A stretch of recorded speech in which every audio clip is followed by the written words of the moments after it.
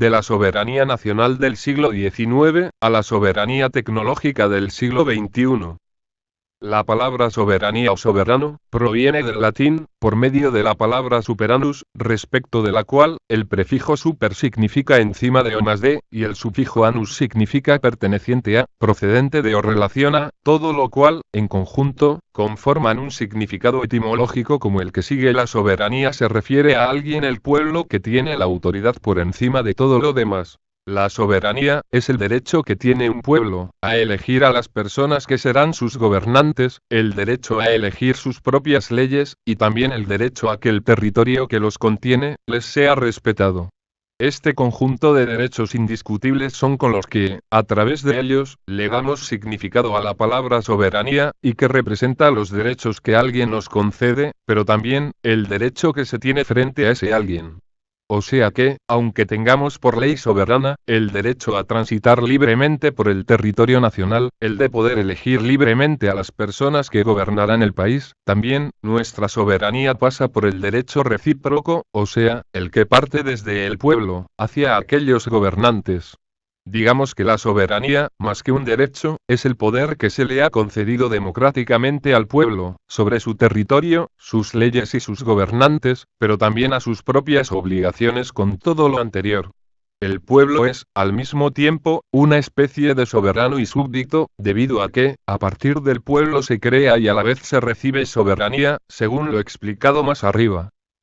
Pero, ¿de qué manera podríamos concebir a la soberanía tecnológica?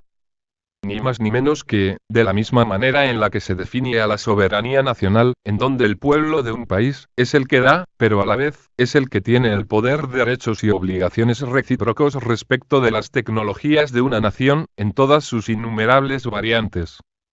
Una nación tecnológicamente soberana, debe seguir todos y cada uno de los ideales independentistas que hicieron de nuestro país, allá por el siglo XIX, un pueblo libre, independiente y soberano, gobernándose a sí mismo, sin tener que estar sometidos, política, económica y tecnológicamente por otro país.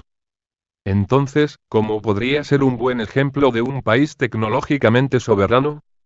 Pues, desde mi punto de vista, la soberanía tecnológica, en primer lugar, debe comenzar, con iniciativas desde el Estado Nacional, ya las hay muy fuertes, que se transformen luego, en la aplicación de políticas tendientes a que todas las tecnologías que se encuentren relacionadas directamente con la privacidad de las personas dentro de una nación soberana, no viole este principio tan ansiado. El pueblo-estado debe tener el poder por sobre las tecnologías que administran sus propios datos, y no los gobiernos y las corporaciones, y menos aún, que estas últimas sean transnacionales.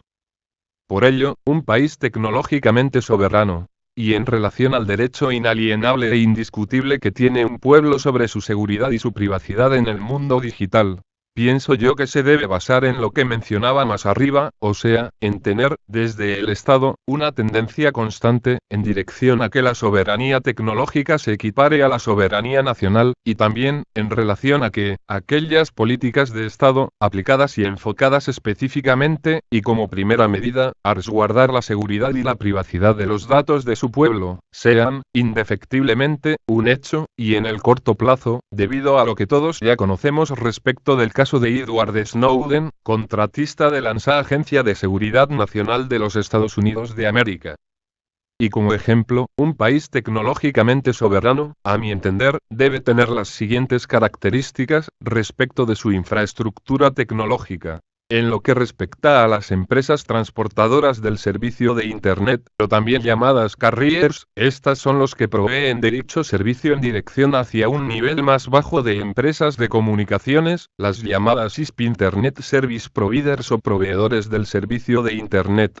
Estos carriers, como por ejemplo, Telmex, Global Crossing, IMSAT, iPlan y otros, son los encargados de proveer y administrar los routers y otros equipos activos de su propiedad, para que el servicio de Internet funcione bajo ciertos aspectos de seguridad, de ruteo inteligente de los paquetes de datos, del rearmado eficiente de estos en el destino, de la constante innovación de aquellos equipos activos como routers, switches, media converters, y la infaltable certificación de sus cables, tanto los de fibra óptica, como los Ethernet.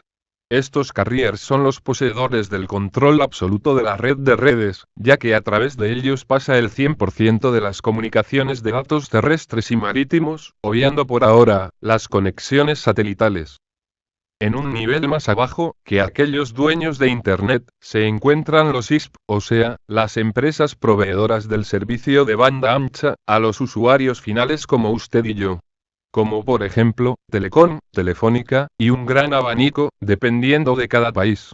Y aquí surge otra cuestión, y es de que, cada país posee, en su interior, a los ISPs o proveedores de Internet pudiéndolos llegar a controlar de alguna manera soberana, pero a los carriers no en principio.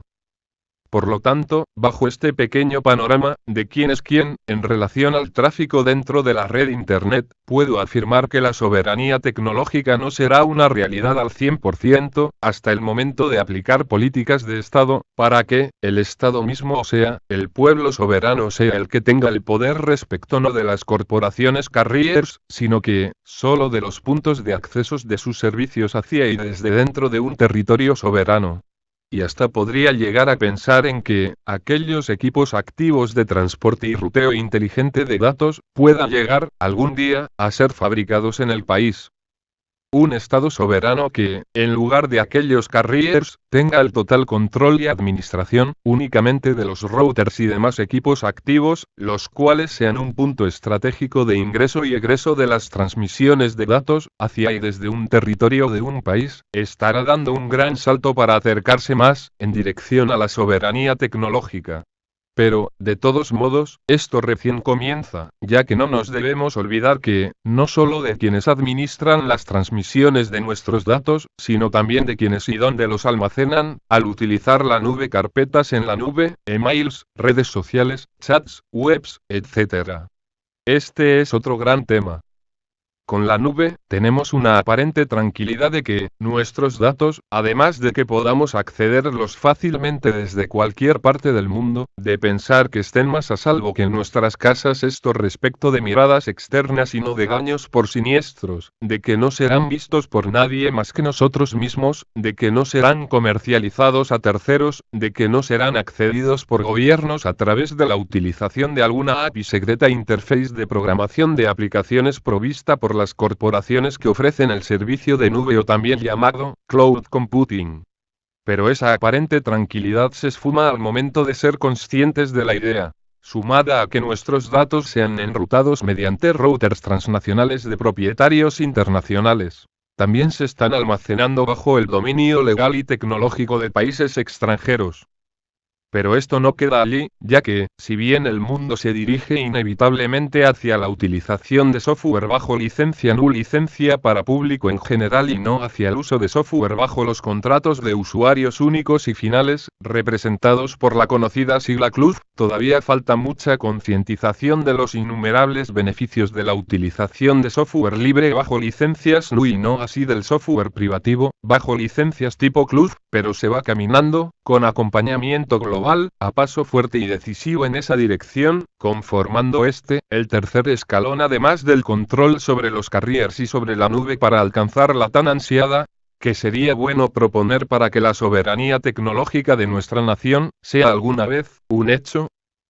Primero que nada, tenemos que pensar que, si bien el llegar a controlar los equipos activos, o sea, los routers de ingreso y egreso de las comunicaciones hacia y desde el territorio nacional, es, en relación a los demás aspectos, lo más fácil de hacer mediante políticas estatales. No así, el cambiar de un día para el otro, todos nuestros datos alojados desde hace muchos años, en los servidores de otros países, el mudar nuestros servicios de correo y mensajería, sabiendo que perderemos las direcciones de email y chat que nos representan ante nuestros, a veces, innumerables contactos, sin olvidarme de nuestra presencia en las redes sociales más importantes del mundo. Y no por el hecho de que sea difícil el proceso de automigración en sí, sino, porque las empresas que nos proveen ese espacio de almacenamiento, los servicios de mensajería, y el de red social, se encuentran físicamente en otros países. Principalmente en Estados Unidos y en Europa, en ese orden. Por lo tanto, para llegar a ser un pueblo soberano tecnológicamente, es necesario ir tomando decisiones si es que ya no están tomadas respecto de estos tres temas planteados más arriba: el del control de los equipos activos de los carriers como puntos únicos y estratégicos de ingreso y egreso de las comunicaciones hacia y desde nuestro territorio, el de continuar promoviendo el uso de software con licencias GNU, y esto ya se está haciendo y con mucha fuerza, como todo software basado en el sistema operativo Linux, y no así en tecnologías privativas. Y también, el no menos importante tema del alojamiento de nuestros datos fuera de nuestro territorio soberano. Pero, esto último, el de tener una infraestructura de nube con base física en nuestro país, es un desafío muy grande, ya que para ello se nos presentan dos opciones, creo yo. Una es el que las grandes corporaciones como Facebook, Google, Twitter, Microsoft, Apple, y otras del mismo estilo, puedan, de alguna manera, muy sujeta a debate, llegar a instalar sus grandes granjas de servidores dentro del territorio nacional y con ello garantizar que los datos que generen los argentinos se guarden en la Argentina, pero accesibles por nosotros desde el mundo y no en en Europa, aunque, de todos modos, si bien esta primera opción no garantiza que nuestros datos puedan llegar a ser mal direccionados desde el territorio argentino hacia afuera, sí podemos asegurarnos de que si a esta primera idea la complementamos con el control, por parte del Estado, de los routers de las corporaciones carriers, este tráfico, desde las posibles y futuras infraestructuras cloud de aquellas compañías, hacia afuera, no debería suceder. Y la otra opción radica, desde mi punto de vista, en que se promuevan las inversiones nacionales para que podamos tener nuestros propios Googles, Facebooks, Twitters, y un gran etcétera. Esto tampoco es soplar y hacer botella de un día para el otro, pero que sobra cerebro y dinero para llevarlo a cabo, estoy seguro. De todas maneras, esta última opción conlleva la necesidad de automigrar todos nuestros datos alojados en carpetas cloud, nuestros mails de proveedores internacionales, nuestros contactos, nuestras propias direcciones de mails, etc. Por lo tanto, entre aquellas dos opciones planteadas, en el párrafo de arriba a mi parecer es que, teniendo primero la tranquilidad de que los puntos de ingreso y egreso de las comunicaciones, hacia y desde nuestro territorio nacional, específicamente de los equipos inteligentes llamados routers, estén siendo administrados y controlados como resultado de políticas de Estado, y no por corporaciones internacionales. La opción más viable, a mi parecer, pero remarcó que a mediano plazo, es la primera cloud local de las mismas corporaciones internacionales, ya que el movimiento de nuestros datos a otras plataformas, sería una desconexión abrupta de este mundo tan globalizado. Con el control soberano de los routers de los carriers y la implementación del cloud local apuntando a la soberanía de las mismas compañías extranjeras que utilizamos hoy en día, garantizaríamos el no desconectarnos del mundo, y que nuestros datos estén, estadísticamente, un poco más a salvo, no solo de gobiernos, sino de individuos con manos indiscretas. Con esto, nuestra vida digital estaría protegida y dentro del territorio nacional. Sin olvidarnos, por supuesto, de nuestras máquinas locales, teniéndolas no solo protegidas con firewalls, programas antivirus, anti-spyware, antitroyanos, etc., sino también con sistemas operativos de licencia GNU. De cualquier manera, la segunda opción, la de crear servicios cloud nacionales en todos los aspectos de la vida digital, prescindiendo de los internacionales, es factible ir aplicándolos de a poco y a la par de lo detallado en la primera opción. Pero, en este punto, ya manda la diosa mercado, debido a que estas nuevas empresas locales deberán competir con aquellos gigantes internacionales.